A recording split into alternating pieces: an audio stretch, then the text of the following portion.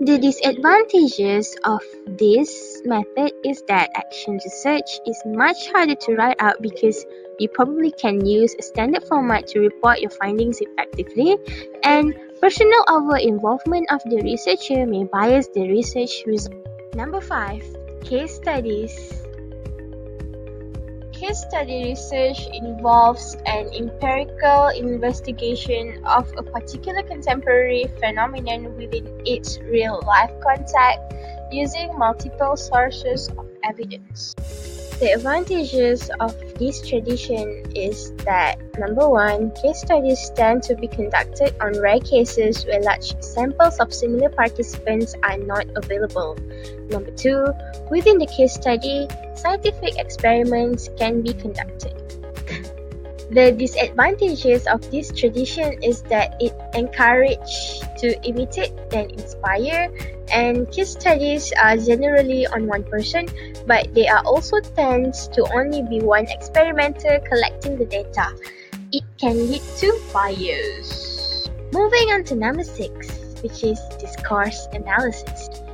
Discourse analysis can be characterized as a way of approaching and thinking about a problem. The advantages of discourse analysis is that number 1, it's applicable to every situation and every subject, and number 2, it provides in-depth insights about the topic.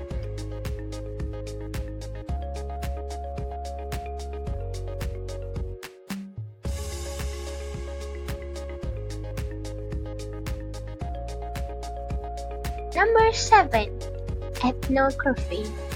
Ethnography can help to investigate very complicated or critical design challenges. Researchers observe or interact with a study's participant in their real-life environment. The advantages of this tradition is number 1, ethnography can help to identify and analyze unexpected issues. And number 2, it can be very useful in uncovering and analyzing relevant user attitudes and emotions. The disadvantages of ethnography is that it is time-consuming and subjects may not act naturally during a short study. Number 8. Phenomenology. Phenomenology refers to a person's perception of the meaning of an event.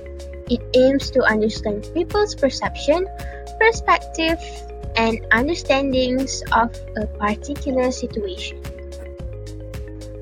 The advantages of phenomenology is number 1, it helps to understand people's meaning and help to adjust to new issues and ideas as they emerge. It also contributes to the development of new theories.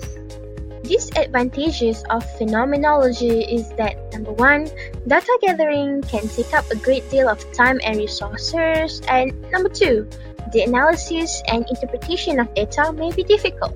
And the final one is narrative. Narrative research is a term that subsumes a group of approaches that in turn rely on the written or spoken words or visual representation of individuals.